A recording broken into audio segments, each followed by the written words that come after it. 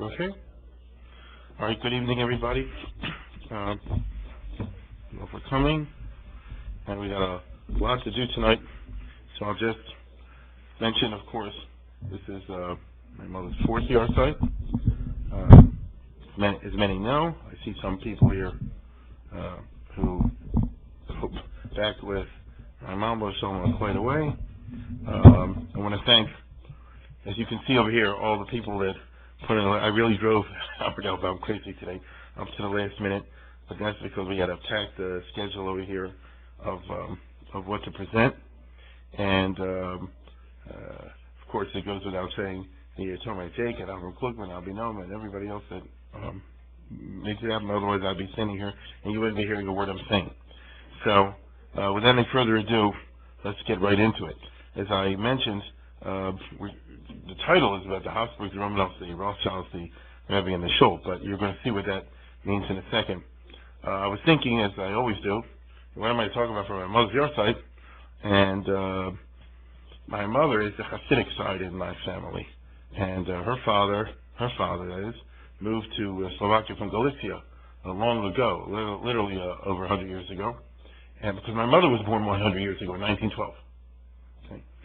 I'm actually 94. You don't know this. But, well, if I was from my first marriage, maybe. But as many of you know, and some people here might be the same thing, I'm from the second marriage after my father lost the first family and my mother lost the first family. So if you're from my generation, it's nothing special to have someone who's a parent or something, going way back when. But this takes us back to an old world. That means my mother was born as a subject of Franz Joseph and the Austro-Hungarian Empire, which doesn't exist anymore, obviously. And that'll be part of our tale today. But it got me thinking along the lines that my mother's father was a Galician Chassid that moved for whatever reason from Galicia to Slovakia, as many did. I would say half of Hungarian Jewry are people who moved from Galicia to Slovakia for economic reasons in the course of the 19th century. At least half of the Jews of Hungary, maybe more. That's how Hasidism actually spread into Hungary. It's the only other country other than Poland that Hasidism spread into. And that led me to put one thing together and the other. And recently I had occasion to give a talk on something connected with all this, which is modern historiography of Hasidism. And therefore you'll follow the tale that I'm about to say now, which is a famous one, but perhaps we told a little bit differently, simply because we have the tools of modern historiography. When you talk about Hasidic Rebbe's, so half of this is legend, half is how you're supposed to know what is what. On the other hand, sometimes the things they say legend turns out not to be. So how do you take it apart? The modern historians are trying to work on this, perhaps among the most famous tales of the Hasidic Rebbe's 19th century is that of the Habsburgs, Romanovs, Rothschild, Rebbe, and Shul. I'm talking about the Rishon Rebbe. And you'll see what I'm talking about in a minute if you don't know. Our tale takes us back to the very heyday of Hasidism in the first half of the 19th century. The Hasidic phenomenon movement started time of Baal Shem Tov, as everybody knows. That's the 1700s. And they picked up a lot of steam in the 1700s. But they picked up most of their steam in the 1800s. That's the interesting part for the historians. Most of the people who switch or convert to Hasidus do so actually after the French Revolution and in the 1800s in the very teeth of modernity, when the other Jews are moving towards more and more modern, and we always think of Jews, correctly so, in the 1800s was going to the left, shall we say. That's when you get the rise of reform and conservative and socialism and this, that, and the other, and you do. It's equally true, and perhaps as significant or more, that even more Jews in Eastern Europe move to the right. In other words, it's not that they simply stay where they were and remain from Jews. That's impressive too. But they move even to the right by switching into Hasidus. It's very interesting. So this happens in the course of the first half of the 19th century. The Hasidic movement, as we all know, rose originally. Let's go to the first one. In a country that no longer exists, the good old kingdom of Poland. As you hear, this is Poland in 1648 and then 1748 as well. That was the time of the Baal Shem Tov and his immediate successors. This country doesn't exist anymore. As you see, it's called the Polish-Lithuanian Commonwealth. We've spoken about that here a couple summers ago with Khmelnytsky. Look at France, for example. Look at Poland. Poland's twice the size of France or Spain. It was a big country once upon a time. And that old kingdom of Poland was equal to what we call today Poland and Ukraine and White Russia and Lithuania and Latvia and Estonia and other stuff. So it was quite large. And this was in Frum terms, the land of maximal autonomy and maximal cultural insularity. Right? The Jews moved to Poland whenever they did in the 1500s primarily, and that was a place where the Poles and the Jews both wanted the same thing. You're here, but you're not of here. Right? You're here on sufferance and of service, as was always the case with the Jews in the diaspora. Again, on sufferance, we can kick out whatever we want, and of service, you're only here because you're of service to us. But you're not Polish, you're not part of the scene, and so do your thing like bees in the honey thing. Produce the honey, do your economic activity, benefit the Polish economy, but stick to yourself. That's exactly what the Jews wanted. You understand? And so they lived side by side in terms of physical proximity, but they lived in two different worlds, even though they could be neighbors. And both sides were happy with this. And it's therefore not surprising that in such a context, which lasted for hundreds of years, 15, 16, 1700s, that a movement like Hasidism could start and take root, and it wouldn't be a problem for the Goyish environment. It's just the Jews being even more Jewish. And that's one of the main reasons it happened over there, when it happened, for example, in France or Germany. These are the halcyon years, as I said before, of the beginnings of the Hasidic movement of Baal Shem Tov, who died in 1760, and his successor, Rabbi Dovid the Maggid of Mezrich, who emerged as more or less, without getting into technicalities, he's usually considered the person who became the leader of the new movement, as it were, or made a movement in his time. Baal Shem Tov he was in charge for 12 years, from 1760 to 1772. The Baal Shem Tov died in 1760. He had been, and this is a hallmark, he had been a Masnaga, and then he converted to Hasidism. That's like a conversion tale retold over and over again in Hasidic lore, and it's true. A Maggid doesn't mean what some people think is Stam. A Maggid, once upon a time, was an important position in a community. It used to have two guys in holding positions at the top of a community. Once upon a time in Eastern Europe, one guy was called a rabbi, they almost called a Maggid. The job of the rabbi is not to give speeches. He's not expected to know how to speak to save his life. That's not the part of the job description. You could get once in a while somebody with a speaker, then you get 2 for 1. But generally speaking, a rabbi is going to have a rabbi, he's there to basket shilas, to learn with boys in yeshiva, and all that kind of stuff, and not to interact with the people. You understand? He does not go to a bar mitzvah or something. I guess he does. He doesn't say anything, because whenever the Rav speaks, it's supposed to be understood that if he's worth anything, he's going to speak at such a level that nobody understands what he's talking about, and then they'll be very impressed. He used to have the Shabbos HaGadol speech or the Shabbos Shuvah speech. If it's supposed to be anything, it's supposed to be so much above everybody. I'm serious about that. I'm not making fun. It used to be so much above everybody except for a few, of the London, the people like this. Wow, that was amazing. I didn't know what words that he was saying. If they do understand, so what do I need him for, So Maggid, on the other hand, had a different role, and he's the one who's supposed to speak. So therefore, his job is not to be a master necessarily of the halacha and pilpul and technical stuff, but on the other hand, to be a master of the other branch of literature called the Agadatos. He should know all the midrashim. He should know perhaps, certain form like the Maral or whatever the particular thing is, and how to tie things together. Parshas Korach, Rashi says. Last week Parshas Yofet Nidreshes. It's a Maggid's Parsha. You see? It's not a halachist Parsha. You could make it one, but it's primarily a Maggid's Parsha. On the other hand, Parshas Tzav, or, one of those parshas is more of a halachist one. So the Maggid Mezrich was a member of that, and then he switched to the Hasidic movement. And not only did he stay for 12 years as the head of the Hasidic movement, in Poland, Mezrich will be, we'll see maps later on, but right in the smack in the middle of there, in the belly button. And not only that, but he created an elite circle, which is something Baal Shem didn't do exactly. He stayed in one place, he didn't move around for whatever reason. And a number of people were drawn to him, and they became like a super elite, what we would call today a super elite kollel. And this gave a very specific kind of, nature to the nascent Hasidic movement. A lot of people didn't like it. A lot of people did like it. The ones who didn't like it, there's a cult-like atmosphere. It's because they're not used to something new. It's a rebbe and not a rabbi.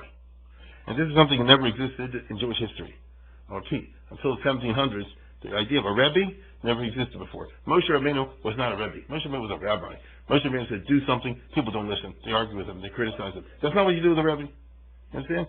A rebbe is somebody who says you're going to do it, and people see it as inspired, and they believe in him. They're going to do it. You understand? The Rambam and the Ramban And the Ramon also were rabbis. They were not rabbis. They always had trouble from the Balabatim. They didn't. That's normal in the Jewish thing. They would like to have the power of a rabbi, but such a thing was unknown until the Magen Medrash to get down to it. So this is something that was really interesting. As a result, it was controversial. Some liked it, some didn't like it, but it's a hallmark of modern Jewish history that a movement such as I just discussed and an institution such as I just mentioned was invented in the cusp of modernity. Never existed before until the modern era, even though we usually think Hasidus, but they dress in old-fashioned clothes, so to speak. So it sounds like they're trying to give off the idea that they've been around for thousands of years, but you and I know that in point of fact, it's part of the modern era, and as a matter of fact, it developed Dafka in the modern period. We're usually used to thinking of the modern period as Reform Judaism and all the rest of it. That's not untrue, but it's equally true that the modern period and not the pre-modern period produced on the right side the Hasidic movement, which is, as we all know today, is actually growing much faster than the Reform or other movements. So it's interesting in that regard. Now we go to 1772. In that year, four things happened. Number one, the Maggid died. Number two, the Mitnagdim declared war on Hasidus. Until then, it didn't happen. In 1772, the two big, Vilna and Brody, the two big centers of the Misnagdim, of the big learning. You've all heard of the Vilna Gaon, obviously. And Brody, the other side of Poland, was Kleisa Brody. These were very famous people, saturated in Torah and all that. And they declared war. They put a cherem and all the rest. They burned the books of the Hasidus, and the fight was on. So that happened the same year that the Maggid died. Thirdly, when he died, the disciples that he raised decentralized. They immediately moved to different parts of the country with remarkable success. From the point of view of the Misnagdim, the horror, they metastasized, and the Hasidim remained. They were just shocked and terrible because, no, you understand? The Kedusha, Levi's tradition went in this way, it became a big, and then the Rebbe Melchel Lizhensk went another way, it became a big, huge following. And the Shneur Zalman of Ladi started something called Chabad, up in White Russia, and became a big following. And the Hasidim were like, whoa, it's totally got out of hand. You see? But that was the secret of the success of the Hasidim, that they radically decentralized, and they've remained decentralized, of course, from then till today. There's no such thing as the leader of the Hasidic movement. It says this. The Maggid's son, therefore, son of Maggid, was just another great Rebbe. He was not the only one. His son was Avram Malach. They call him a Malach. You can understand it means he lived a very abstemious life, the opposite of luxurious, and this sort of thing. Very much into the inner piety and renunciation of Gashmias, but it's not so that his son took over and became the head of the Hasidic movement. No one did. And finally, and equally importantly, in 1772, the same fateful year, was the first partition of Poland. Let's see if we can try the next map we got to do. This is the old kingdom of Poland, as I said before, which was pretty large. It's actually, after a little bit, was snipped off of it, but still, it's pretty large. In 1772, look what I'm about to do. Austria bit off this, Prussia took off this, Russia took off a slice of this, like taking a slice of beef off of everybody, and there was nothing that Poland could do about it because the three countries that ganged up on them were much stronger than the Poles for a variety of reasons which need not concern us here. Poland was disorganized politically and militarily, and the other neighbors were able to take advantage of it. And so this is of profound significance because, let's put it this way, the partition of Poland presages 40 years of turmoil, during the course of which Hasidism finds itself under a radically new environment called the bureaucratic absolutist state. All that's fancy words for saying the following. Back in the time of the Baal Shem Tov, Poland was hefkerus. There wasn't really a central government in a real sense. The king of Poland was a joke. The king of Poland was a joke. The local lords and the barons and the nobles, they ran the whole show. And that means, actually, it was good for the Jews, because these guys didn't give a darn what the Jews do in their own communities. They said before, you're here to be like the bees that produce the honey. Stick to yourselves. We don't have nothing to do with you. I deal with you in the marketplace. I may do a business deal with you and all that. But for the rest of that, get out of my way. That's exactly what the Jews felt. They said, I deal with the guy and they do business with him, but get out of my face. You see? And so the point is, it was very conducive to this kind of cultural polarity. It was a government, in the words of Thomas Jefferson, who said the government governs the best, it governs the least. Poland was certainly a case where government governs the least. You had to pay your taxes, of course, that goes without saying. Money, they wanted from you. But other than the money, they didn't really want anything to you. I'll give you an example. Did they interfere with what the Jewish community does in terms of education, of marriage patterns, of things? Well, no, it's nothing. What a show looks like, they don't care about that. It's beneath their contempt. And as far as the Jews are concerned, Everybody's making them, and everybody's happy. Now, that really is the way it was. This is now changing radically. And the reason it's changing radically is because this map over here is going to be replaced. Eventually, Russia will take all of this, and Austria will take all of this, and Prussia will take all of this. And there will be nothing left. They'll all be part of the three neighboring empires, and those are three different types of states altogether. They are not countries like the good old Poland of lackadaisical lack of government, and, whatever goes, and the Jews are there, but they're not really there. On the contrary, these are what historians refer to as the bureaucratic absolutist state, which means, of course, that they're absolute monarchies, they're dictatorships. This is the old days before constitutions came along. This is right at the time of the French Revolution. So every king is absolute ruler. And they're, on the other hand, the Tsar of Russia can't run everything. I mean, you literally can't run 50 million people. Can't read all that every day. You have to have bureaucrats. And in the days before computers, you can't stay on top of all the bureaucrats. Don't even try. So what really happens is that the government is run by people appointed from the top down all the way down the line, but at the local level, it's very little to do with the one at the top, unless the one at the top really wants to interfere, as will happen in our story. But generally speaking, 99% of your life is not run by the king personally, although he can do so if he wishes, but it's usually run by ministers, by bureaucrats, by third-level people, the paper pushers, as they call them, and all the rest of it. But they really had the power. And the bureaucratic absolutist mentality is one in which I want everybody in the country to be exactly cookie cutter, because that makes life easier for us to fill out the forms. And say, well, why do the Jews have to be a different religion? And why does Hasidim have to dress so funny? And why do the Jews have to do this? Why do the Jews have... Why can't everybody... In Austria, they say, why can't everybody be German Catholic? In Russia, they say, why can't everybody be Russian Orthodox? In Prussia, they say, why can't everybody be Prussian and Protestant? What's the wrong? Why are you making trouble? You see? And this was the problem. And it's interesting that I just told you the Hasidic movement arose dafka in that environment.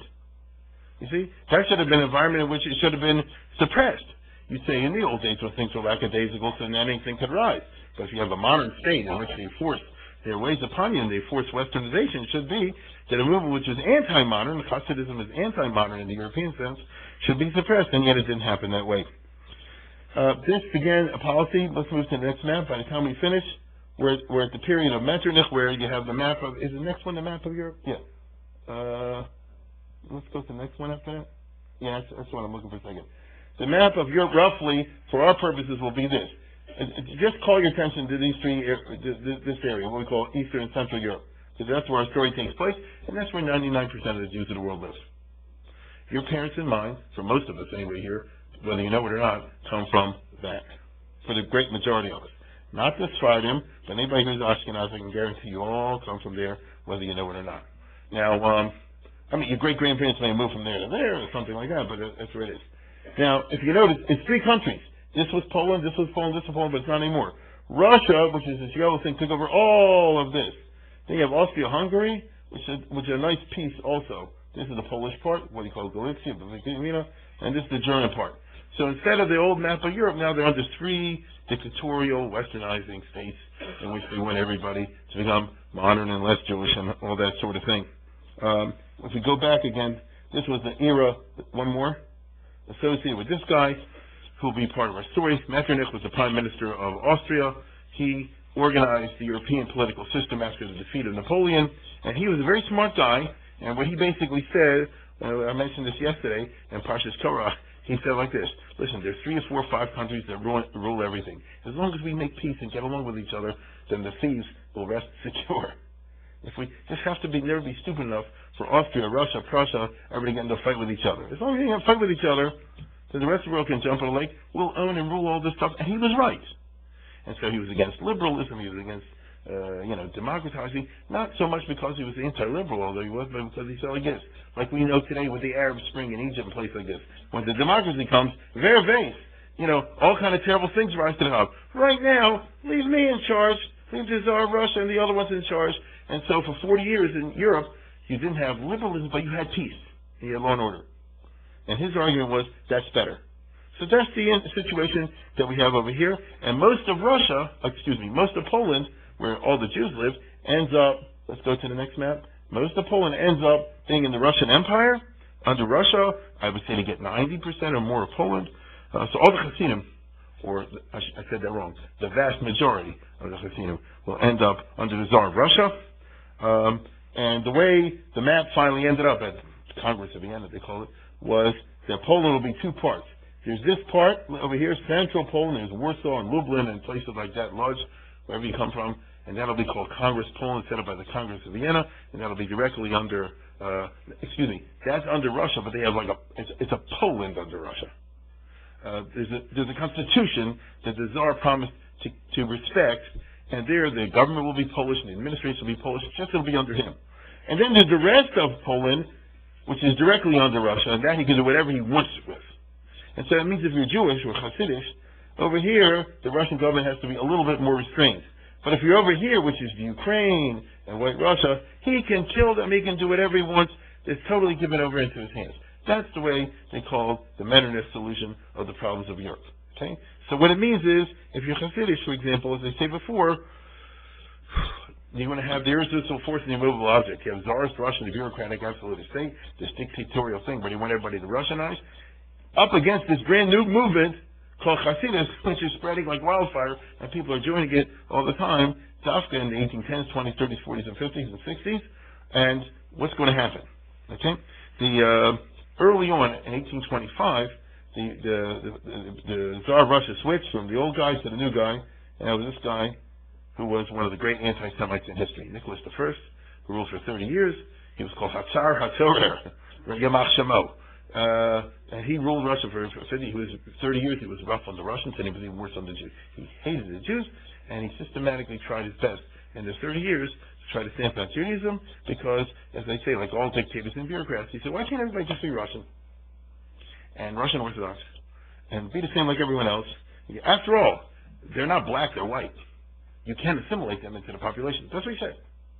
And so we don't have to put up with all this stuff.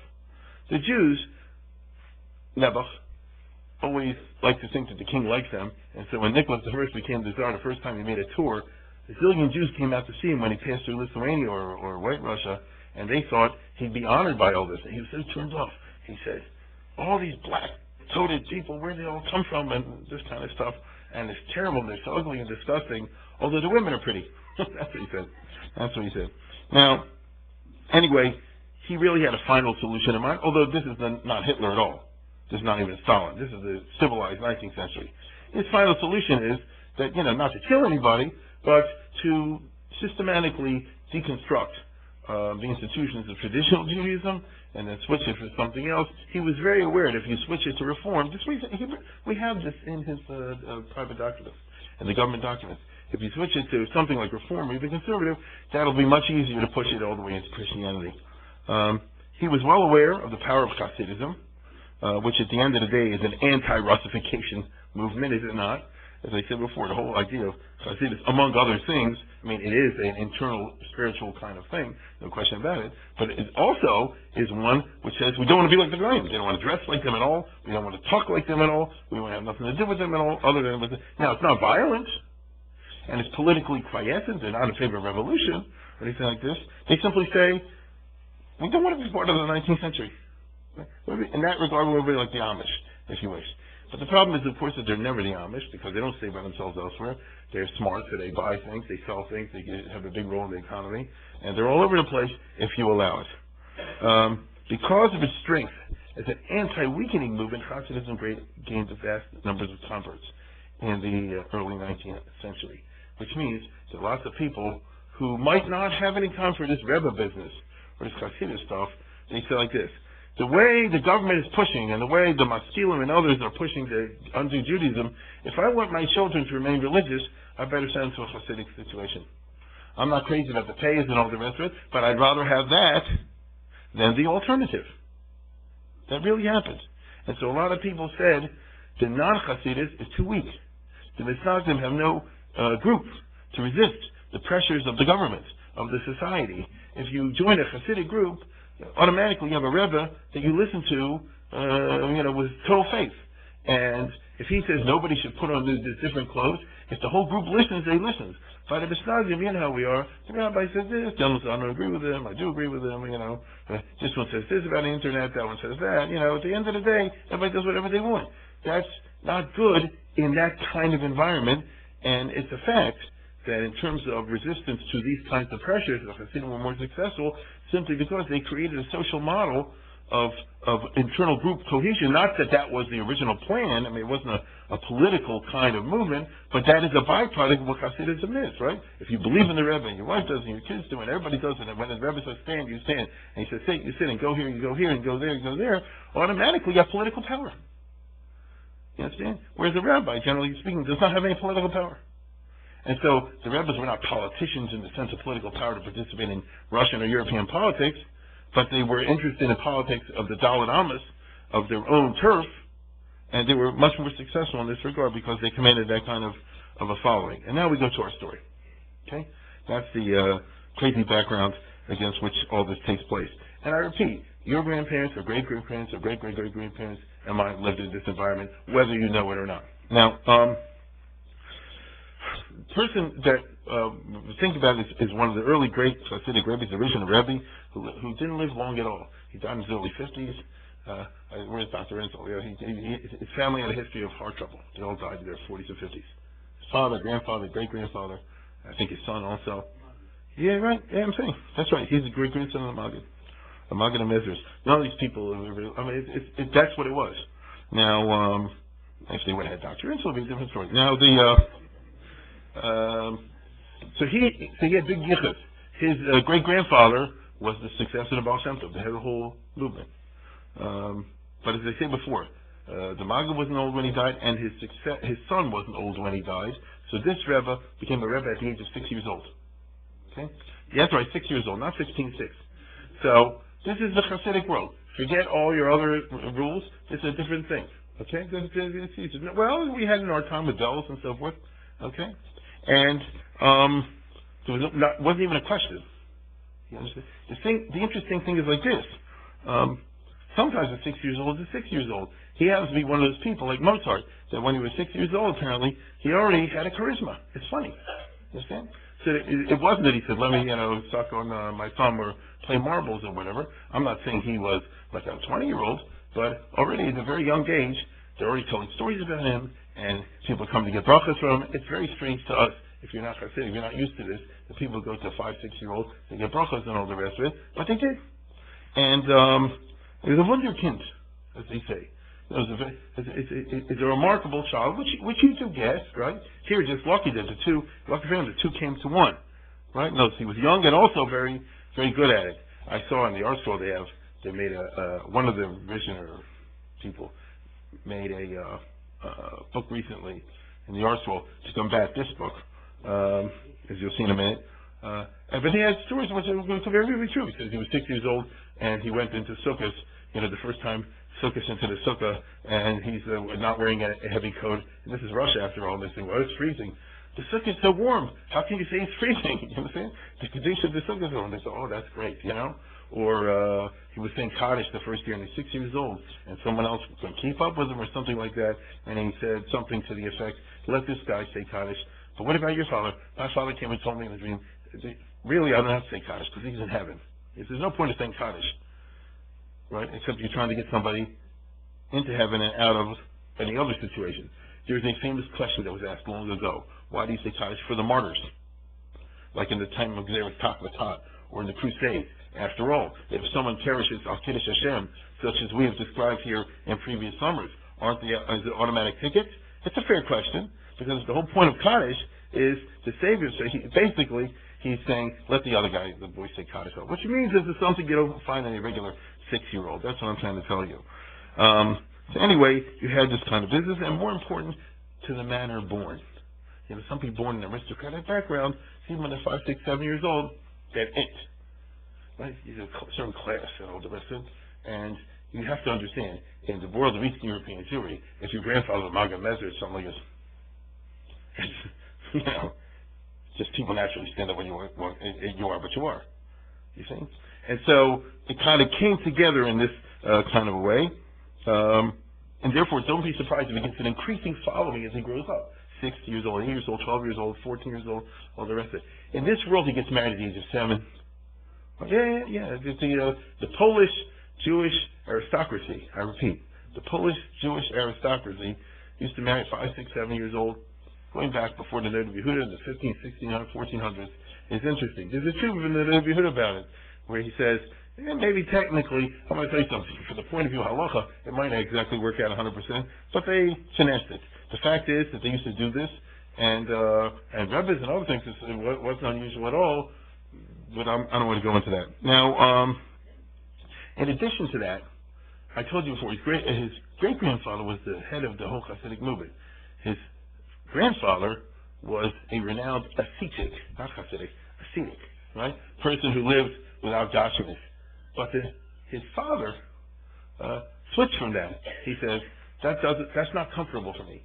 I don't feel that's the right way for me to do the ruchnius, and therefore we should embrace gashmis, and therefore you got a palace and live in a big fancy style. This became the big controversial phenomenon of the Rishon dynasty, in which they say, we come from David HaMelech, because all the rabbis can trace themselves back to David HaMelech. I never heard of anyone with a Sefer Yisos that didn't go back to David HaMelech, but they take it seriously. If you take it seriously, I'm a king. Right? And he was to the manner born anyway.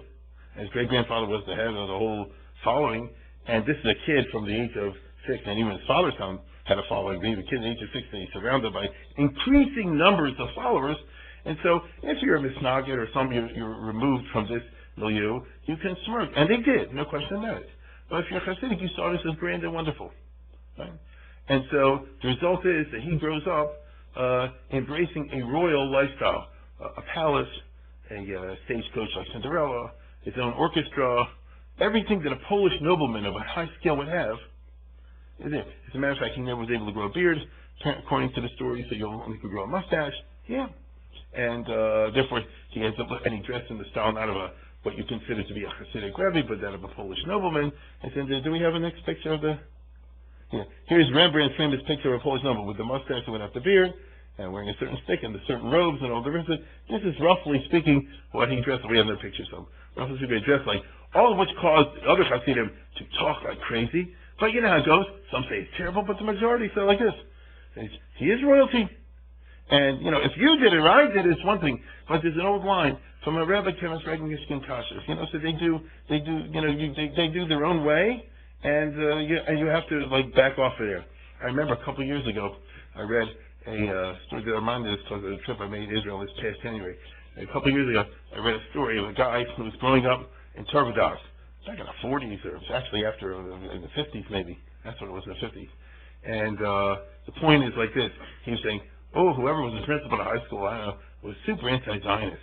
And he said, Ben-Gurion, you can't even look at him, because Russia, the Constantine didn't look at him, and all this kind of stuff, because it's terrible, terrible, and nobody should have any thoughts of this. And then this guy says that in the Yiddish paper that week, in the Morgan Journal, which was a more religious of the paper, that's what my father used to get, there's a picture, which I saw in the Sdei Boker, in Ben-Gurion's house, in the Negev Desert. If you go in there, they have all these photographs.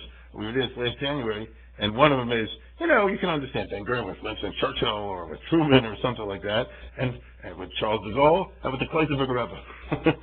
Right? And he's like a little bit funny over here.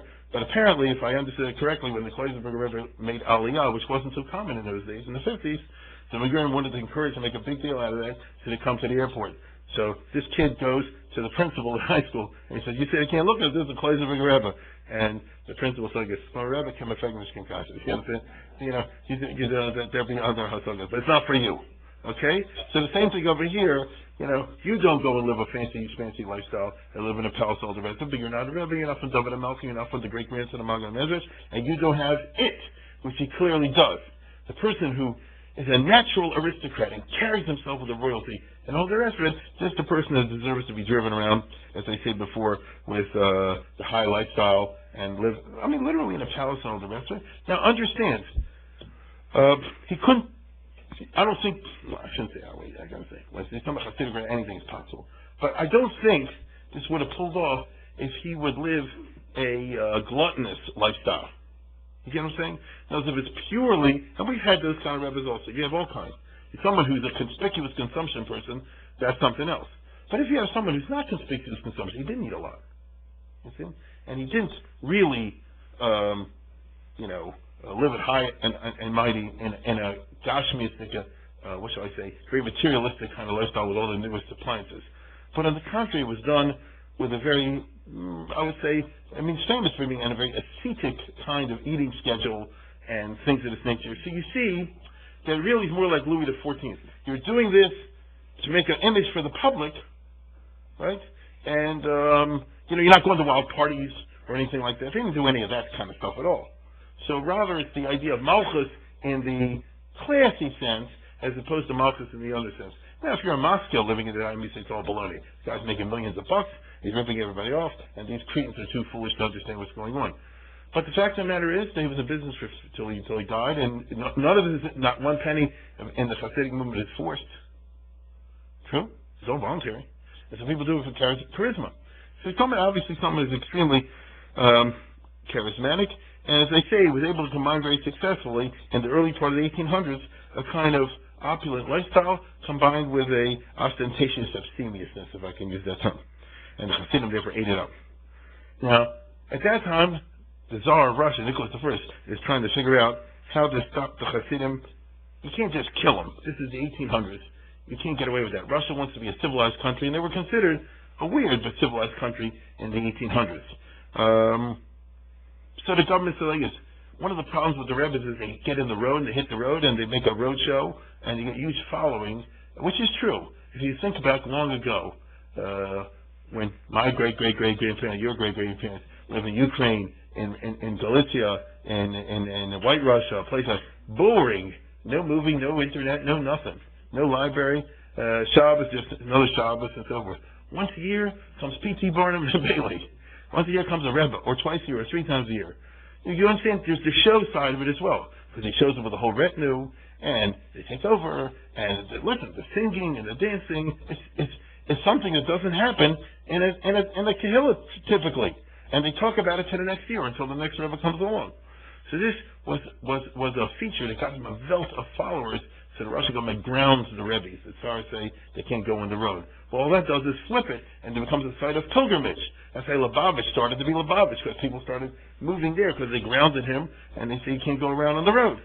So we have this tug of war going on in this strange way in the 1800s over there. What do? There's a Cold War, therefore, between the Tsarist regime on the one hand and the Rebbe's, who must be on guard of breaking any Russian law and giving the Tsar Nicholas a rope with which to hang them. Because if they do anything that's clearly breaking the law, that's exactly what they want to do. That'll give them what they're looking for. And so it's a fine line between maintaining a Rebbe kind of lifestyle and attitudes and running afoul of the Russian law, because they would love to send you to Siberia on real charges. They would love to arrest somebody on real charges of smuggling, for example, or Geneva or things like that. I don't blame them, because they were cultural enemies. The original Rebbe made sure, as some Rebbes did, to get a lot of money in order to be qualified what they call a member of the guilds. In Russia, under the old Tsarist system, it's not true that there's one law for everybody. It's like the Middle Ages. There were different laws for different people. So if you're a member of the masses, there's one set of rules that apply to you. If you're a member of one of the merchant guilds, the third, the second, the first, you have separate laws. They don't interrogate you the same way. They can't arrest you on the same fashion. If 2 people do the same crime, if you're a member of a high guild, you get a lesser punishment. They didn't have a problem with this in Tsarist Russia in those days. And so he was a member of the second guild, which of course means that he engaged in business, but what it probably meant was he had all these rich Hasidim, among others, among the poor ones coming, and everybody cut him in for a piece of the action, and therefore he has a lot of money in the bank, and therefore he has a lot of money to invest. And in those days in Russia and in Europe in general, if you have a lot of money, legally speaking, you're considered a higher class person. The Hasidim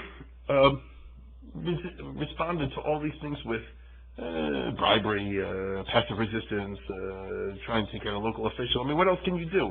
You can't stop a dictatorship from doing what it wants to do. You can ameliorate it by making sure at the local level it doesn't quite happen. And this is very typical. Not long ago, they published now the book about the 3 yeshivas in Pennsylvania. The Volozhin yeshiva was officially closed down in the 1820s. You know what I said? 1820s. And actually it went on until 1893. How did it happen? It was closed down on the books. Right? But as far as the local sheriff is concerned, it's closed down. Of course, he gets bribed every week or every month or something like that, or pays us time to say it's not there. And that's how you do it. You see? If the law says that everybody here has to cut their payas, but it's done at the local village level, they write a report. Everybody cut their payas. You see? That is how you do it. And it's not an age of computers or, things like that. Nikolai Gogol is very famous in Russian history for writing the Inspector General in the time of Nicholas I, where he talks about all this, he comes to a town and the corruption involved is unbelievable. Well, that's what the issue of the Jews. So what else is he supposed to do? Give in to this kind of dictatorship? The most blatant example of the czarist cruelty, of course, in the time of Nicholas I is the Cantonists, when he took these kids and put them in 25 years in Russian boot camp in the Russian army with the purpose of converting them, and it worked most of the time. You understand? It's really sad. The communities themselves, the Kehillas, were suborned and prostituted to this because the rich people in communities said like this: don't take my son, and don't take his son because he's my next door neighbor. Let's take someone who doesn't have any pull. You see? Let's take a widow or an orphan, or something like this. And very bad, and it's a sign of the times, and the idea was that it rendered Jewish communal relations toxic, because automatically you have Korach in there, and they're not necessarily wrong. Why'd you take my son? Why'd you take that poor boy? Why'd you take someone else? And the terrible times that they put, listen, what's boot camp? Now what's Russian boot camp? And now what's Russian boot camp in the time of Tsar Nicholas I? You see? And it said they beat you to death. It's terrible. The Rizhiner Rebbe, later on when he ran away, as we'll see, to another country, so 7 boys escaped from the, little boys, 10, 12 years old, escaped from the Russian army, and they jumped over the frozen river, and they swam to the other side of the border, and they ran to the Rizhiner Rebbe on the other side of the border, something like this, and they came crying because he said, we had the trace, we had the Chal Shabbos, 10, 11, 12 years old. Oh, what they did is just terrible, and the only thing, and they came because they're Hasidim now, they're Hasidic kids, they came with 7 rubles. You don't go see Rebbe with nothing. So I don't know where they scrounged up 7 rubles. So he gave them the money back. First of all, he said like this: I don't need the money and all the rest of it. And you should know something. When the Mashiach comes, you get ahead of the Rebbe's. You're first in the line. This was the time that they lived in. So it was really tough. Now, the result, therefore, is, in such an environment, the Russian authorities used the old tactics of divide and conquer and carrot and stick, the encouragement of informers. The Tsar set up an entire thing called the Third Department, which was the secret police, to encourage telling and informing among the Jewish communities and other communities. The state of Israel does this today with the Palestinians. That's what you do whenever you're in an occupation force. You have to develop low school snitches. It's the old rule. It is what it is.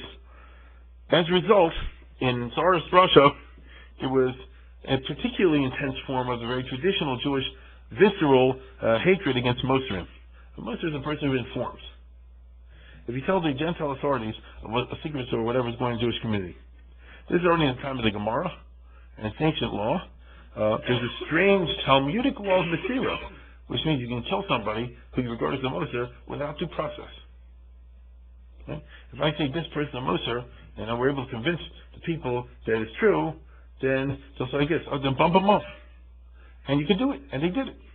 The Rambam says this is done every day in the Orei HaMa'arav in Western Africa. It's an interesting phenomenon of Jewish history. Like many legal systems, political crimes are dealt with in a separate manner. Okay? It's not officially so American law, but in courts of history, over the course of time, there's always been a very big distinction in many law systems between a regular crime and a political one. We were not long ago in Venice, and taken to the Doge's palace. And there they're very proud, and they had right to be, that Venice was a republic and not a monarchy, and they ran on law. There's a big sign in Latin that the equal prosecution of law is the foundation of the republic, which it is.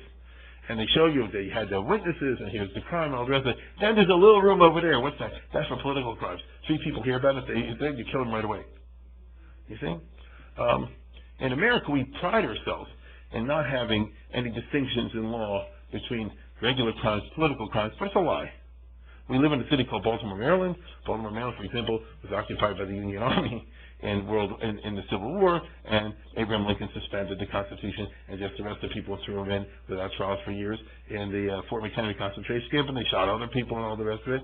And when it was all over, then the Supreme Court said, no, that was bad boys. You see? Franklin Roosevelt, as you all know, rounded up all the Japanese and put them in concentration camps. And the reason they could get away was because the public said, no, it's a political crime, it's got to be handled. Just as you and I'll bet you, have no problem with the fact that they suspend the Constitution and stick these guys in Guantanamo and throw the key away and take good for it.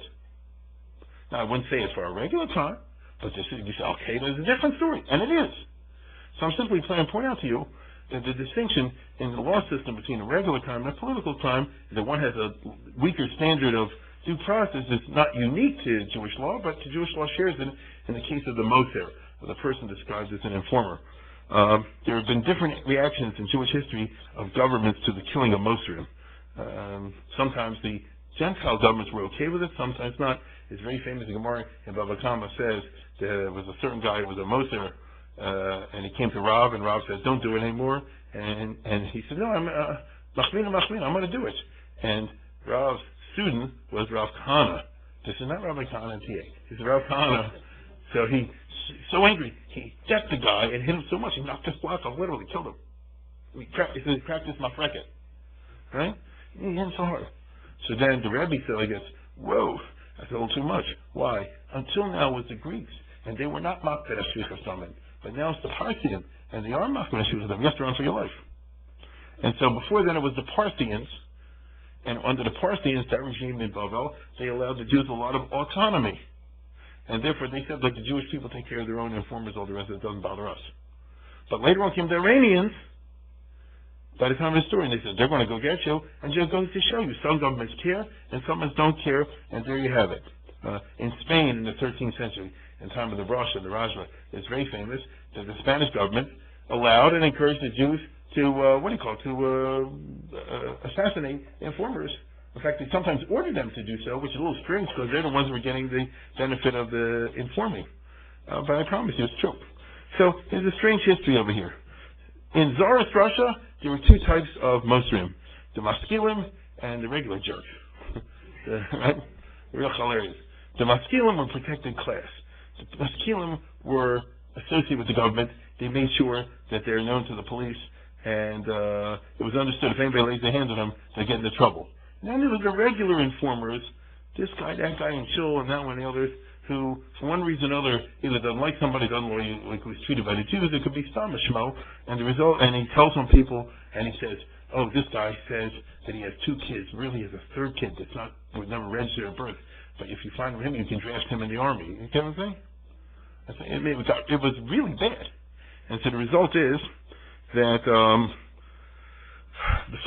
the Maskilim were dangerous to mess with, but the second class were less so. Typically, the attitude of the Jewish community is a wall of silence. And so what you have a situation is that somebody will be identified by a community as a Moser, right or wrong, and he disappears. And where is he? Nobody knows. And did you see? I didn't see anything. And so the police can make an investigation if there's no body, and there's no witnesses, and no crime. And especially if the local police commissioner is bribed. And this is how life was lived once upon a time. Again, that's the background. And now in 1836, specifically, there was a famous called the Ushitz case in a town called Ushitz in Ukraine, where such a thing happened. I'll give you it's a very famous story. It will be after today, and it involved the most remarkable consequences. And this is the way life really was lived. The opening scene of the Ushitz case took place in February 1836 when fishermen from the village of Vankvansia in the province of Podolia brought up their nets an unidentified human body. Pulled out from beneath the frozen ice cover of the river. The body showed signs of severe wounds and had been weighted down by tying heavy stones against its legs and its neck. The district police, the Russian police, were informed and they launched a routine investigation. The investigation was carried out by a committee headed by the Ispravnik, that's like the local police chief, and the district doctor, and another court official. Despite an intensive inquiry, no one was able to identify the victim, suggest a motive for the murder, or identify the perpetrators. The body was buried. The whole episode would have ended quietly, as many similar cases most probably did. However, that was not to be, because Isaac Königsberg, a professional Jewish informer from Dizna in the Vilna province, reported to the civilian governor of Podolia, Grigory Lashkarov. Now, this guy went to the Russian general, and he said that the murdered person was none other than Yitzhak Aksman, a Jewish informer from Ushitza, well known to the authorities. According to Königsberg, the Jews murdered him together with another informer named Schwartzman of the town of Sokolsky in Ushitz, who had also disappeared. The governor was ticked off by this, and he instructed certain officials to reopen the investigation. In reply, the official stated the investigators were well acquainted with Aksman, but the body had not been his. In other words, the local officials have been bribed. Trouble is, this guy went higher. Okay? However, it proved impossible to locate either Oxman or Schwartzman. Without a body, can't do anything. Scarab suspected that his officials were not telling him the truth, and he sent a personal representative to initiate an independent inquiry. The new guy had the body exhumed and shown to the officials and to the Jews. None of them identified him as Oxman. The whereabouts of Oxman and Schwartzman remained a mystery. Remains a mystery. Then he reported to the local governor general of the Southwest region, a high Russian official, Guriev. He was conscious of the extreme gravity of the case, and he called for a thorough investigation, and he instructed the local officials to be removed from the investigation and appointed a special committee of inquiry. His officials came from somewhere else. At the beginning of May 1836, he drew up a detailed report, sent it to the Tsar, to Nicholas I, who took a personal interest and instructed Guriev to do everything possible to determine the truth and bring those responsible to trial. Bummer, right? In other words, he had a nice little murder going on. As usual, it was a typical Thursday in East Europe, and what do you call it? He had the bad misfortune that the body was picked up by a fisherman, and all the rest of it. He had a bad accident, when I was in college, long ago, obviously. I used to have a friend. He was an Irish guy. He was from Mississippi. He grew up in a different South, not the South of today. And he said, they had some black guy they didn't like, and he was arrested, and he found the bottom of the river. And I said, how did he get away with the police? So he said, they said he must have run away and run into the hardware store and got all entangled and rolled down and fell in the bottom of the river. And this was the KKK day. That's not so different than what we're talking about over here. Except that in a bureaucratic absolutist system, if the guys at the top want to do something, and some of you work in bureaucratic apparatuses, for the government or something like that, if they want to come down, they can. And that's what happens over here. And listen, as Guriev, the head guy, presented with the opportunity to prove his mettle to the Tsar, went to work with considerable vigor. The body was exhumed once again, and this time the physician, when the new committee was Dr. Fokelman, he successfully identified Oxman, who had been a patient at the clinic. Right? The commission inquiry held several sessions. By the end of May 1836, he was able to report that many Jews had been arrested. The efforts had been made to locate all those involved, some of whom had escaped. At the end of June, the Tsar ordered monthly reports on the progress, and it got pretty bad. To make a long story short, Oxman and Schwartz had been thorns in the flesh of the Jewish community, mainly in identifying missing persons, like I said before, telling on people to get them drafted in the Russian army. It was decided in some forum that the community, to get them killed. A rumor had it that the community heads had been insulted in the matter, and also they had consulted with a famous Hasidic Rebbe who had been visiting in the vicinity, named the Rishon Rebbe. This is what report said. Who had then been staying in colleagues in the district, and he had given consent to the murder. That's the reports. The two informers were indeed brutally murdered. Oxman was probably killed traveling through a forest, and his body was thrown into the river that night. Schwartzman, his body was never found, was strangled while praying in the shul. His body was dismembered and cremated in the bathhouse furnace. Okay? But they figured this. No body, and therefore no evidence. This is as I said before, this is a side of life. Let me tell you, this is a political crime. If you tell and get in trouble the community per se, at that time they had the sense of a community to say that this is something where you're offending against everybody. As I said before, it's a long shulchan aruch. Problem is no due process. So how do you know you got the right guy?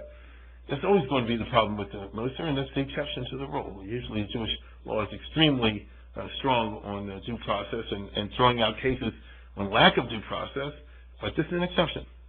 And anyway, all the Jews in the region, according to this guy, knew about the murder, which was practically coming in public. They kept silent of discipline and communal solidarity, divulging no information. And, let's put it this way. After the discovery of the body, efforts had been made to obliterate all traces of the events, and local officials were silenced by using bribes as usual. Had it not been for the intervention of the third informer who had aroused the authority, this would have faded into oblivion. This bore fruit. By July, 50 Jews from various communities had been arrested. Most were heads of communities and elders, but also women and children. They were taken to a monastery, put in separate rooms to have separate interrogations to prevent coordination of the testimony. The interrogation during which the prisoners were mentally and physically tortured. This is Tsarist Russia. There's no such thing as your ACLU. exposed almost all the details of the murder. Consequently, more and more Jews were arrested. In August, a certain Hasidic rabbi, the grandson of Rav Anapol, was thrown into jail.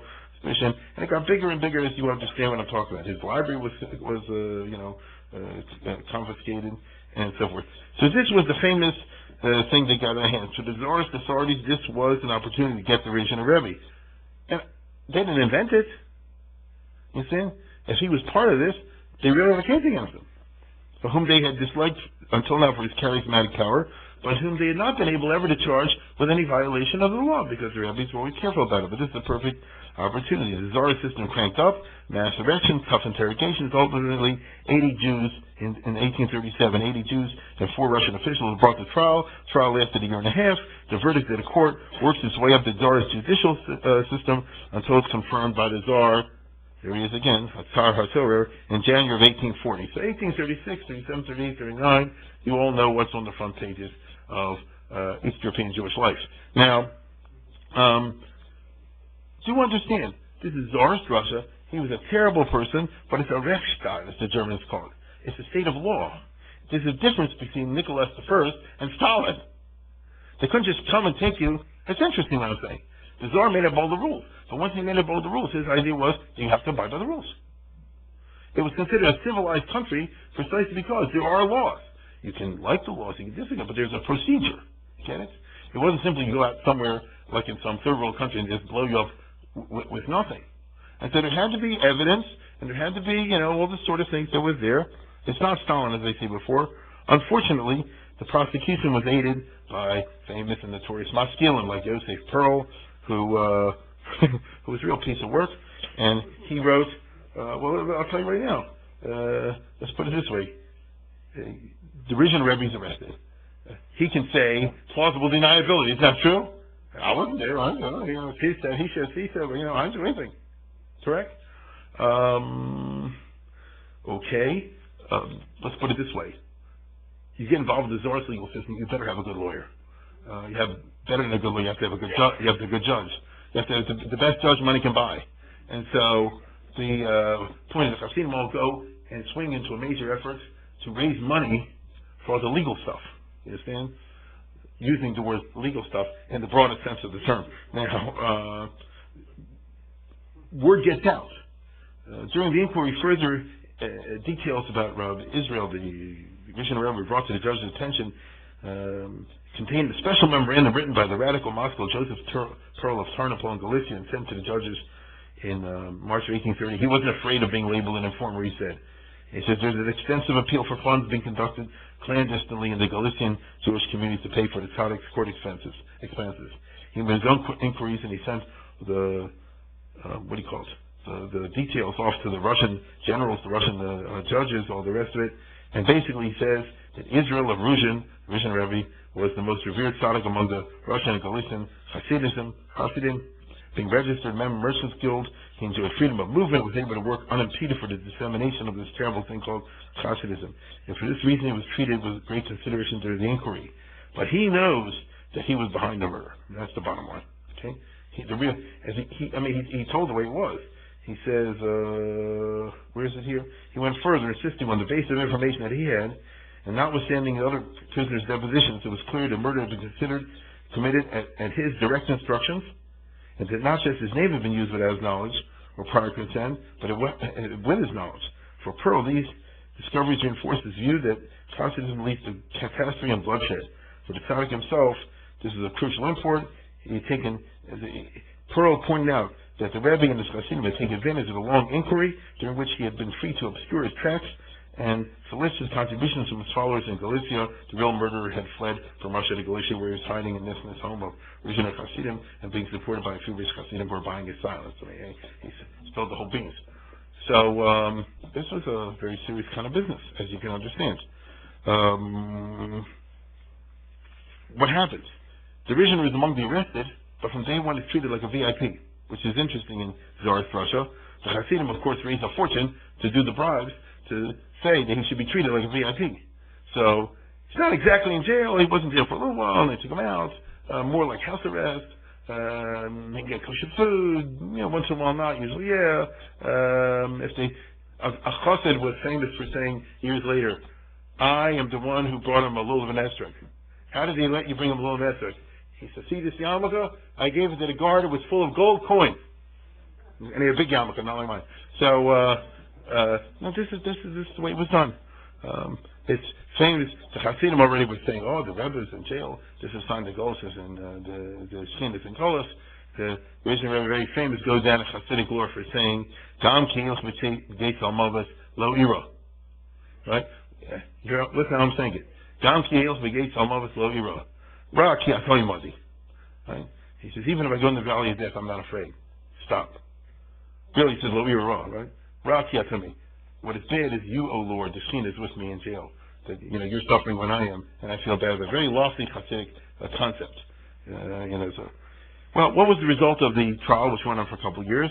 The verdict was that many were found guilty, subjected to hundreds of lashes. Many of these old men, they died under the lashes, you understand? And then, afterwards, to hard labor in Siberia. This is ours, Russia, and if they want to go after a murder, they'll do it. And that's what happened. And lots of people died under the lashes or on the road to Siberia and all the rest of it. The original Rebbe was acquitted, thanks to numerous testimonials by Polish noblemen. How'd they get that? You answer me the question. Polish magnates, big shots, came from testify to his sterling character, his utter honesty, and all the rest of it. I say no more. But he was placed under police surveillance. Now, this was the verdict of the court. From now on, he's under police surveillance. Now, what does that mean? The Russian government was nervous about a charismatic leader and already thinking then about maybe he didn't do the crime, but maybe he should be sent to Siberia for his own good. You understand? This is what I said. A person like this needs a more spiritual environment. I assure you, this is the language he used. He should send him with 10 people for a minyan and a shochet, and then he should be able to be somewhere in the middle of Irkutsk or Yakutsk and contemplate Ruchnius and so forth. And this is the best favor we can do. So you understand what's going on over here. So it was tough. Okay? It was tough. The original Hasidim are told by the police to stay away from the Rebbe. So the town doesn't become what it was. A palace with 365 days a year. Throngs of people are coming and going, and people consulting them and brachas and this and that and the other, but it becomes silent. And so the Rebbe starts to see it ain't such a good idea to hang around over here. And it's not what it was. And so let's go to the next one. Yeah. So he says, I want to move out of where I am originally and go maybe over here to Bessarabia, which is another Russian province at that time. This is Romania already. But this is a Russian province, Bessarabia, Kishinev. And it was known that the governor in Kishinev, the Russian governor, was a little more sympathetic to the Jews and all the rest of it. And that might be a wiser idea. And so let's try to do that. He tells the Russian police, I'm going out of the rabbi business, I'm going full-time into business. He, after all, was a merchant, among other things. I'm giving this up.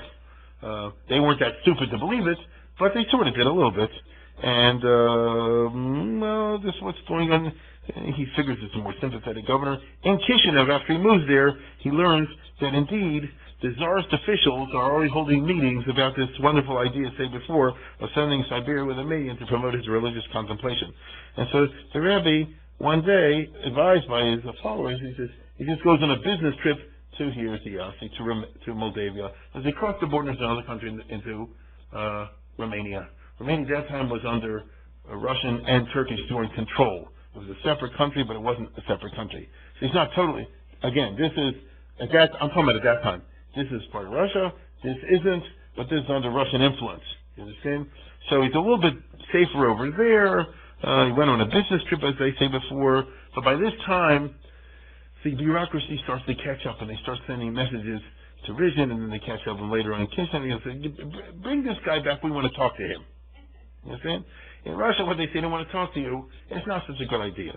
And so, and the Rebbe's not stupid, as they say before, and so, they basically say, let's get him to return, or let's get him returned. Okay? Let's talk to the officials in Yafi, in Moldavia, in Romania, to see if we can do that. The only solution, therefore, comes is to get out of there and go to the next country over. See this little province here? It's not big, called Bukovina. That was part of the Austrian Empire, Austro-Hungary.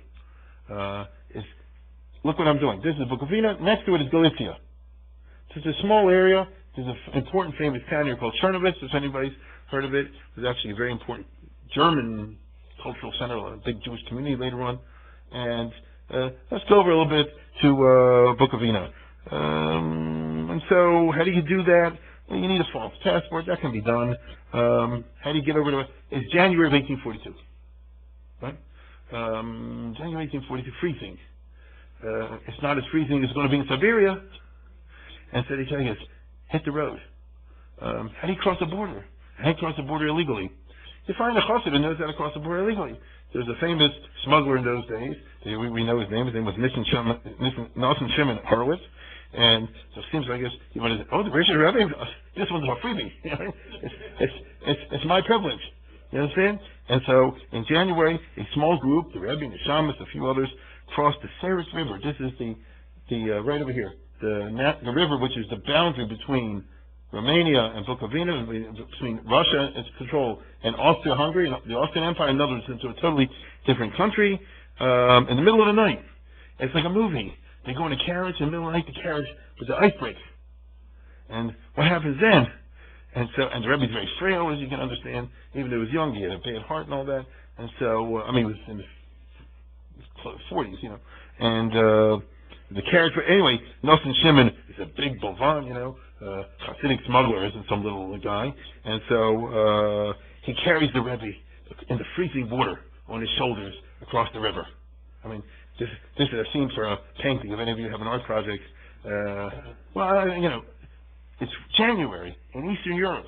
It's ice floes. It's broken ice. It's, what do you call it? Thermal, what am I talking about? No, but you freeze. It's hypothermia, yeah. And those guys, and he swept them across the river over there and onto the other side. This is absolutely typical of what's going on all through the 1800s. Because since in Russia there's this drafting of kids and all kind of other gzeirus, all the rest of it, anybody doesn't want to get sent to Russia. If you're a poor kid, you run over the border, usually up there, into Galicia, into the Austrian part, and it's illegal. You're not supposed to do the border. The Jews will hide you, especially Hasidic solidarity, like that. So there wasn't a town in those areas that this didn't happen all the time. I'll tell you a story about my mother along these lines.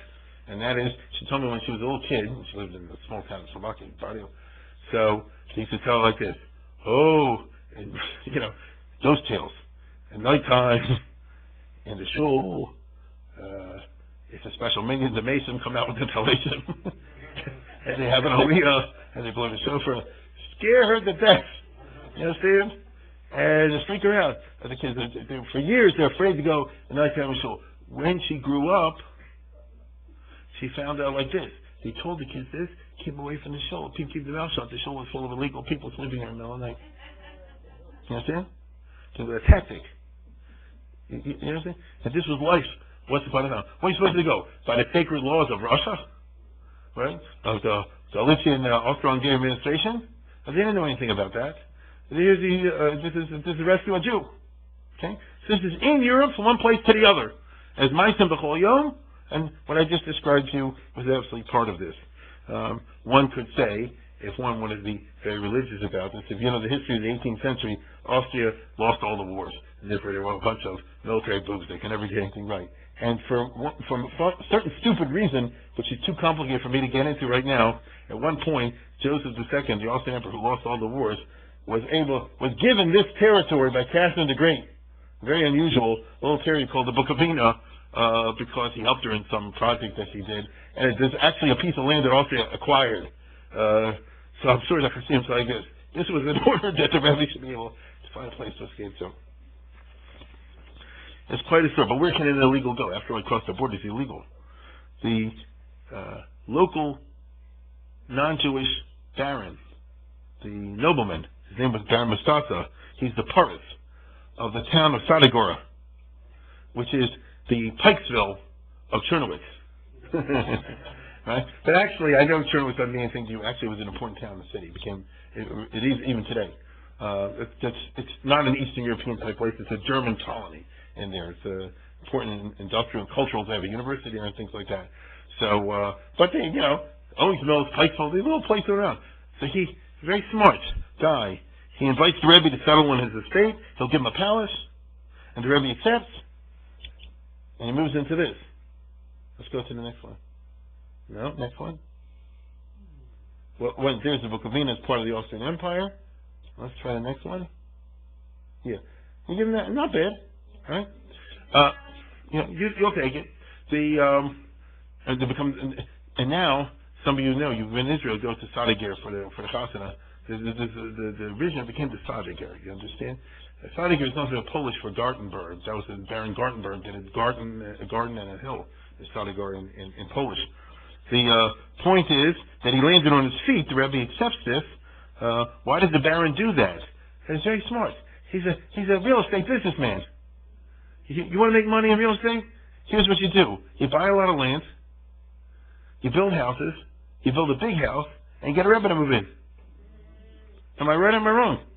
And next thing you know, a house that would sell for $100,000 over here will sell for $4 and $5. True or not? It's just being smart. He was on top of a piece of land called Sadiger, which wasn't worth nothing. But if the original Rebbe moves there, it's something. This had a Ger Rebbe was sent to Ger by a Polish nobleman to move there, to drive the real estate up, and bells and so on and so forth. You take the trouble to investigate, you'll see. It wasn't that these Polish or whatever East European noblemen loved the Hasidic movement, they loved the buck. Okay? And so the Russians haven't given up. They're very angry, obviously. And so they want to extradite the Rebbe. How do you foil this? Russia and Austria were two friendly allies. I told you, under Metternich, he made sure that the two countries got along, and they did. They're both right-wing, bureaucratic, absolutist Christian states. And after all, why should Austria help a Rebbe? You understand? He's a fugitive from the law. So the Hasidim immediately said like this. They said, we have to counter the pressures from the Russian government on Austria with their own lobbying efforts to get to the right people who make the decisions in the Austrian Empire. You see? And so, first of all, they have to concoct a whole baloney story to turn the Rebbe into an Austrian subject, because after all, he has no business being there. He's born in Russia. Well, with enough imagination and enterprise, you can do anything in a court of law. Nathan did not hear that. And anyway, and again, I want to read you this, and this is just a very brief kind of synopsis of what happens over here. You see, the whole story sounds like a novel. Immediately after the Rebbe's arrival, his Hasidim began to spread the false tale that he had been born in Sadiger. After all, he's born there, then he's an Austrian citizen. Very soon, they found a marvelous piece of deceit with which they could secure a residence permit. One of the townspeople happened to find in the municipal records that an 8-year-old boy named Israel Donenfeld had disappeared from Sadiger 50 years before. His fate was unknown. Right? Now, how come somebody just happened to find that in the municipal records? The boy's parents, Hurst and Fagi, were no longer alive. So it was decided that Rabbi would take over the boy's identity. He would spin a tale for the Austrian government officials at Chernowitz, telling them that as his family had been desperately poor, he had been adopted as a child by a rich relative, Shalom Friedman of Porovitch, then on a business trip to Sadiger, and took him back to Russia. Having grown up in Russia as Shalom's adopted son, he took the name of Friedman also, As to the obvious question of why he returned to Sadiger, physical ill health. He's looking for good doctors, and we all know the good doctors are located in Sadiger. Okay? This was the cover story used when an official request was made for a residence permit in his name. The Rebbe was summoned to Chernowitz for interrogation and verification of his papers, but the resourceful Hasidim, who feared some such measure, secured a certified document from the Chernowitz district physician to say that he was sick and he couldn't travel such a long distance. Right? Sounds like what people are doing for the jury duty. The authorities had no choice but to dispatch an investigator to Sadiger. The Rebbe didn't know German, and he used this guy's services as an interpreter, and he was required to answer a long, tiresome series of formal questions about his family and himself. It was a well-organized, extraordinarily successful tissue of lies, making most of the gullibility of the Christian townspeople. The Rebbe, full of self-confidence, even told the official to ask the people of the town, and all of them, Jews and Christians alike, will swear a stack of Bibles that all the words are true. The official, who did in fact call in several Jews and Christians to testify, was dumbfounded by the flood of false testimonies. Quote, one of them said that they had studied the Baba Kama together when he was a baby. I remember him when he was a kid. Right? Another one gave another sign. He summoned this very old judge, a judge, mind you, that is to say, Christian judge, who says he remembers his father, for he had little children and had been his neighbor, and one of his sons had leaped and jumped on the fruit tree, that had picked fruit from the trees, and there's that boy that I saw long ago. And then there came some relative from Russia and took that son with him, and he was overjoyed, for now no one would damage the trees. I remember that boy very clearly, and now he came back home. And again, an old Gentile who had been a tax collector testified that the boy's father, Donenfeld, had been poor and unable to pay the taxes, and obliged to give up his bed linen as a pledge. The whole business, was one big tissue sheker, but why not? That's the attitude. What can I tell you? The bottom line is, as you can see over here, bribery galore. It's not for nothing that they raised a vast fortune in the Galician communities to pay for what I call the legal expenses. But this is how, if you want to survive in the legal jungle, the political jungle, the bureaucratic absolutist empires that are out to get the Jews, this is what they did. Also, it was true that the argument was made to the economic officials back in Vienna that anybody who's a rich person, in order to encourage the economic development of Bukovina, no rich person should be expelled because it was a backwards province and it needed people to pour capital into it. The Russians were real angry about all this, and they forwarded their information to Vienna, and it became clear that the Rebbe was lying and was really a Russian subject. And so for 3 years, from 1842 to 1845, Vienna becomes a place where the Russian pressure is counterbalanced by the Jewish lobbying.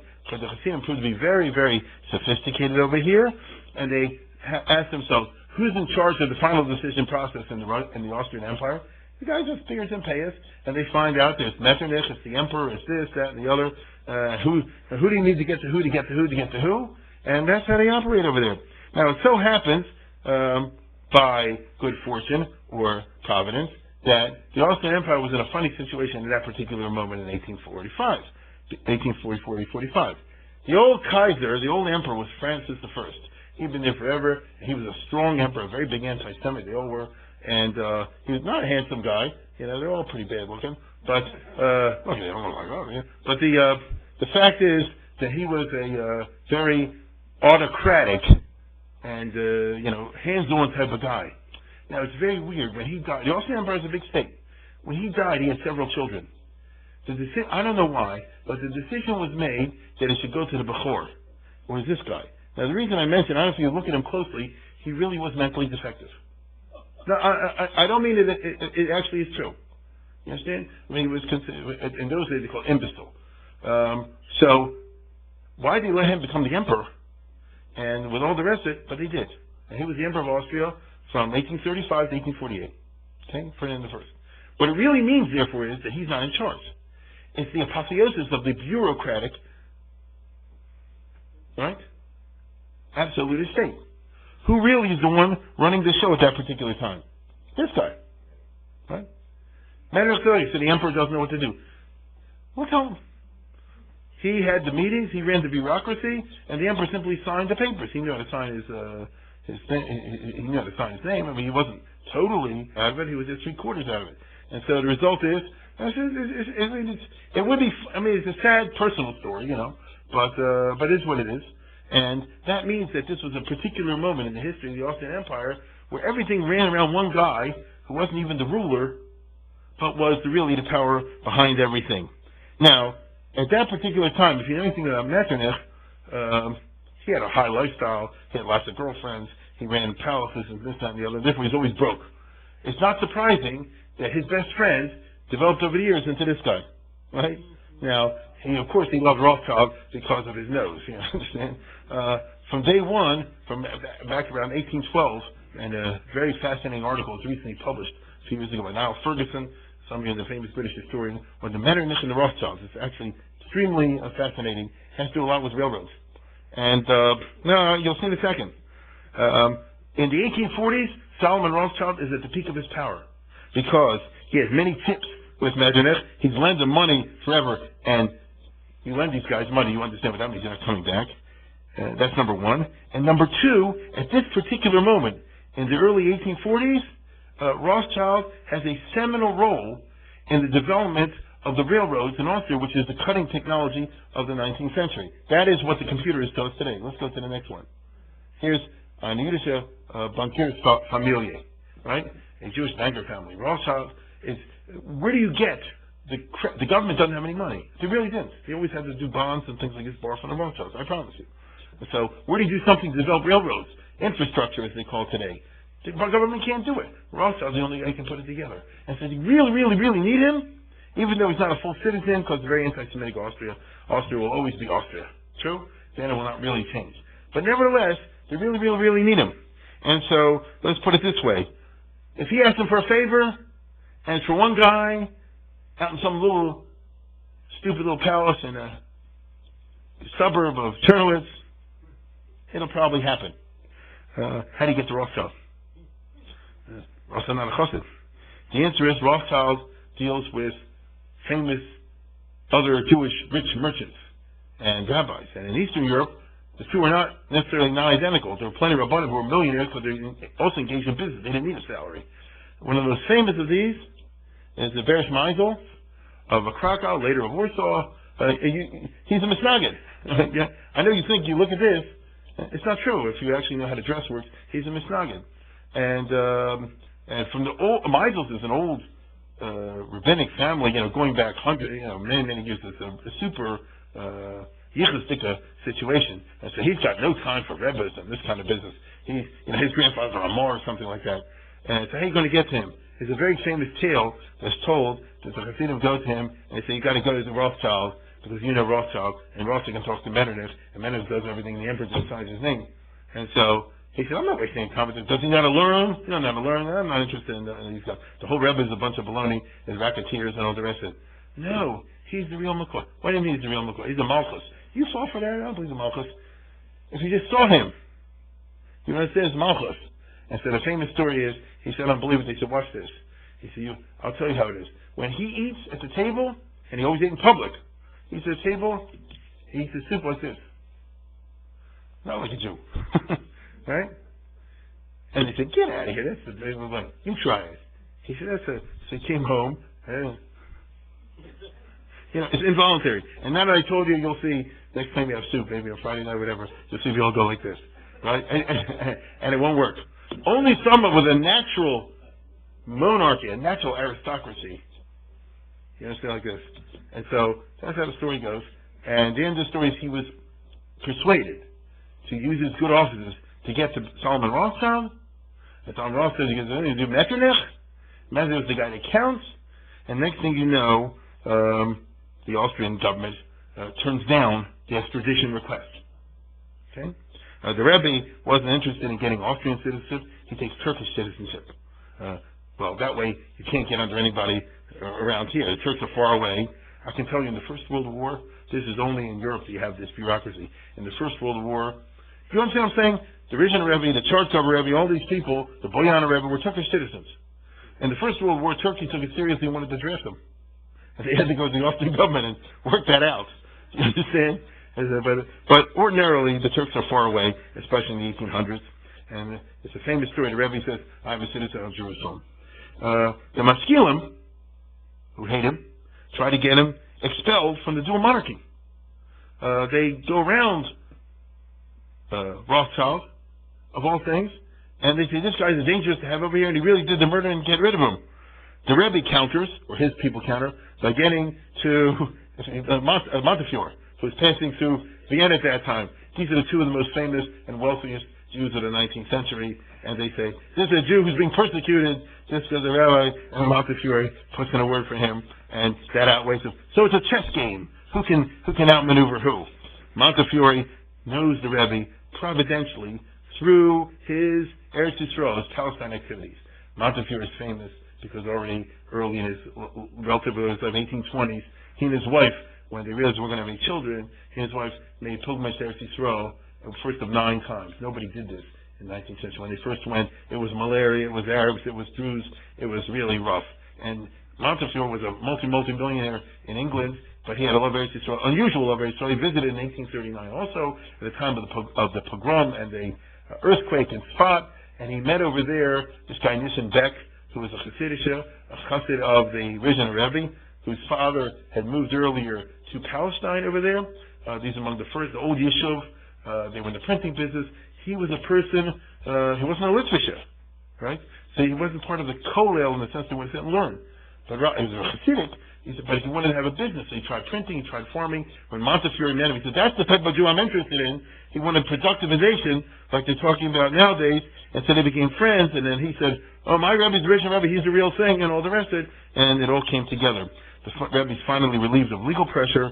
And after that, 1845, 1846, he's safe, as it were. He lives another 5 years. He dies relatively young in 1850. In 1848, he buys an estate. Right, let's go to the next map. Here's Russia, here's Austria, here's Bukovina, and then Cherwitz, and right next to is Galicia. I don't know if you can read all these things over here. These are famous Galician towns where some of your parents came from, and right around there, near Buchas, the Rebbe purchases an entire estate belonging to a Polish nobleman in, where was it again? In Potik Zloty, wherever that is. It's over there. I want you to understand what this means. He now owns people. You know, this is Poland in the old days of serfdom. He owned whole territories and karka and things of this nature. And what do? First time he has the question that the main industry in these small states, distilleries to make booze, the workers work there all the time. Saturday is the main work day. Now, how do you get around that? The whole economy runs around working a 6-day, on Sunday, God forbid. He says on Saturday you got to do the work, and therefore you need a heter to do what you call a sale for Shabbos, which the halacha does know about. The Rebbe sends his son to ask the number one Misnagdish Posek at that time in that area in Galicia, or Shlomo Kluger is a very, very famous name, and he says, tell me how to arrange the sale of all this stuff. And Shlomo Kluger gives him a blistering attack fact, which he publishes in one of his response collections, in the Heart of Him, in which he says, I was late, so I guess I won't take the trouble to read all this. Sometime it's interesting to read it. He says, first of all, if you do this, then you're really leaving the door open for Machal Shabbos. So the Rebbe does it. Second of all, I don't feel comfortable altogether with these fictitious Shabbos sales. And third of all, what is a Jew purchasing large, vast estates of land in Chutzlar? You don't believe the Mashiach is coming tomorrow? I mean, everybody's looking to you to be the exception. As a matter of fact, your Hasidim say you're the Mashiach. So, which they did. So, you're buying an estate over here. It's bad enough if someone has to purchase a house. Everybody's got to live. Yeah, that's a fact. But to purchase a fancy house and build up super in an estate, all the rest of it, is a treason against Judaism and all the rest of it, and they kind of had to back off. This is a whole history of this sort of thing, and I don't know if this triggered or certainly fed into the Rebbe's proto-Zionism as we come to the end, because already as a Rebbe, he had been unusually active in what you call the early efforts to build up a Jewish presence in Israel. To be perfectly honest, the Hasidim are the first ones, before there's anybody else. The first Hasidim came in 1777. They said they're going to move to Israel. This Nissen Beck that I told you, this guy before, he was among the very early ones over here. In the middle of the 1800s, everybody knows that the big item is the Churva synagogue. Some of us have been in Jerusalem and seen recently they rebuilt the Churva synagogue. This was due to the fact that in the early 1700s there had been a debt, and the Arabs had knocked down the old neighborhood and taken it over. And it wasn't until 1815 that the Ashkenazi Jews were able to get the Turkish government, who needed European support, to cancel the debt. After 100 years, it wasn't going anywhere. And then it took them another 40 years until the Crimean War to get Montefiore to use his efforts to get them to do what? To allow the rebuilding of the Churva Shul, which they built in a huge, fancy manner in the 1860s, into this beautiful structure that you can visit today, thank God, because they recently redid it, and all of you know what I'm talking about. So, but the Churva Shul is Nusach Ashkenaz. The original says, what about the Hasidim? What about Nusach Sfard? We want a big, fancy, gigantic shul too. How you going to do that? He says, ask Montefiore, ask this guy, ask that guy. It doesn't work. And by the time he dies, the money has been collected to a certain amount, but they can't get anything done. It isn't until 10 years later that this Hasidic guy, Nissen Beck, goes to Vienna, and I don't know how he did it himself, but somehow they got to see Franz Joseph, the emperor, right? Who was fairly new on the throne, so he was still young, and he asked Turkey, he says, since this guy is an Austrian subject, technically speaking, to have permission to build a synagogue on this place. And the Turks, in order to appease Franz Joseph, they say yes. He starts going around the world. He gets money from Baghdad Jews, but it's a very interesting story. I'll take too much time to go into detail. Tiferes Yisrael. He wants to call the shul Tiferes Yisrael. It's as big as the Churva shul. Most people don't even know that it existed, because we've all heard of the Churva, and the Churva was the formal shul of the community, which it was, but it's Ashkenaz, as was the old Jewish community. But you know, as far as the 1800s go, there's a large Hasidic presence over there as well, and they want a big, fancy shul near the Kotel and all the rest of it, along the same lines. And so finally he raises the money, and he throws the shul up in the 1860s, but as happens sometimes in synagogue contribution campaigns, the money runs out in the middle. Okay? And so they're halfway done, but they don't have the top, very famously, and what do? And it's raining, and then it's a bizarreness, but that's it. And this effect, his hands are thrown up, because all the guys he hit him for money, he can't hit him twice. They told him that. And then in 1869, Ferdinand de Lesseps finally finishes the Suez Canal. And when they do the Suez Canal, it's an international party. And the crowned heads of Europe, many of them come to attend this definitely significant event called the opening of the Suez Canal. And Napoleon III of France, the Tsar of Russia, they are crowned heads of Europe. One of the people that comes to visit the Suez Canal, Franz Joseph, the Emperor of Austria. He's very from Catholic. So you're not going to go to Egypt without the Holy Land, so he visits the Holy Land. Visits the Holy Land, you actually go to Jerusalem. You go to Jerusalem, he builds this he does it, even today, this monastery and this thing, gives out a lot of money for Catholic purposes. This and Beck, this Hasidic guy, so like this. You should visit the Jewish neighborhood also. There's something called the Kolo Valenia. These are Austro-Hungarian subjects, and they're very loyal to all the rest of it. He said, okay, I'll go there also. He comes to, this is 1869. He comes to visit the shul. It's half done. He says, what's with this roof? And this and Beck are very embarrassed. And so he says like this, in the presence of your majesty, even the buildings take off their hat, in homage to you. So Francisco said, that's a good statement, but what's going on over here? He said, we ran out of the money. He said, send me the bill, I'll cover it. And he does. And that's how he built the top, which is why the Chassidim of the old Yishuv used to refer to this shul as Franz Josef's Yarmulke. You understand? Because he gave the money for the finishing of it. I'll tell you, I mentioned this for a number of principles. It's sort of the end of the story. This is not surprising, therefore, that the Jews, as the 1800s proceeded, had a very big veneration for Franz Josef. In Galicia, they used to make a mishaberach. They didn't mean it in a bad way. They used to say, for you make a prayer for the government. So they said, mishaberach, so-and-so, Ephraim Yosef ben Shraga Feivel. Because he was Franz Josef and Franz Karl. And Moser told him that. You understand? That's the Jews. They say, they're making fun of you. And he said, like this, I have nothing to worry about but the loyalty of my religious subjects. You see? So it's a very interesting kind of story. I mention this because tonight, here I come to the end. Tonight is my mother's birthday. My mother's father, right? That's my mother's father. As you can sort of see, was Hasidish, and he died in 1917 when my mother was 5 years old. And even though he had cancer or something like that, but I remember she told me years ago that he was very worried when he was sick. How's the emperor doing? Because Joseph died at 86 years old at that time, of old age or whatever. And why would you usually a chassid, let's put it this way, in Russia, a chassid would say, how's the father doing? It's all a pagan, you know what I mean? But it wasn't like that in Austria-Hungary. It's very interesting. We recently let's go to the next one. This is did we do the show already? Did we do it? No, okay, that's fine.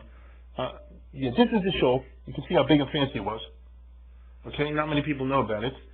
The Jordanians blew it up in 1948, like they did the Churva shul.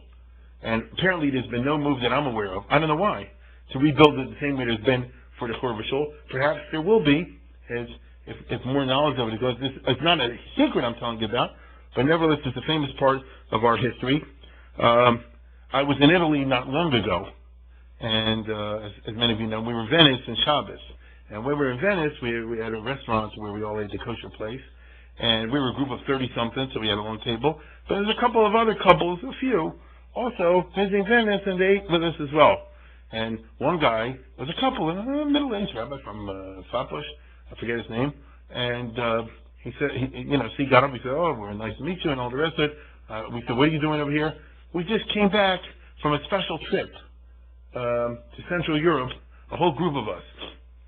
I went to a town called Bardiov, which is where my mother's from. And it was the city of Bardiov has some kind of special reunion or something like this, and invite all the Jews back. I was like shocked. I said, nobody told me anything like this. You're going to knock me over with a feather. And so when it's all over, I told my sister, and they started looking on the internet, and the people of the Bardiov committee or something like this, let's go back one, they sent me something with something. That's my mother's father's grave tombstone. which if you would tell me I would find it on the internet, it sounds like you could knock me over with a feather. Arya Labish and so on and so forth, the whole Hebrew inscription over there. And so all of this led me to evoke these stories, these set of stories that we have today, because this is the old world. This is the world in which she grew up. She was, as I said before, in the Austro-Hungarian Empire. Galicia is part of it. The borders are somewhat malleable. People sneak over one to the other if they're running away. Usually you didn't run away from Austria to Russia. It was the other way around. That's interesting. Yes, the Austrian Empire, although it was far from perfect, was a lot more sympathetic under Franz Joseph to the Jews than the other way around. There was a lot of freedom of religion, and Jews actually had government jobs and things of this nature. Rabbi Hertzberg, once upon a time, had this pulpit. He could tell you better than I did because he was a soldier in Franz Joseph's army, wounded in the First World War. And it's the only foreign army that Hasidim volunteered for, which is kind of shocking. If you do the research, you'll find that in the First World War, it's absolutely shocking. They were so patriotic that many of them won medals and things of this nature. It's a different milieu. It's a different world, and I wanted to have a story that started in Eastern Europe and ended in Jerusalem, which is what happened with my mother. Good night.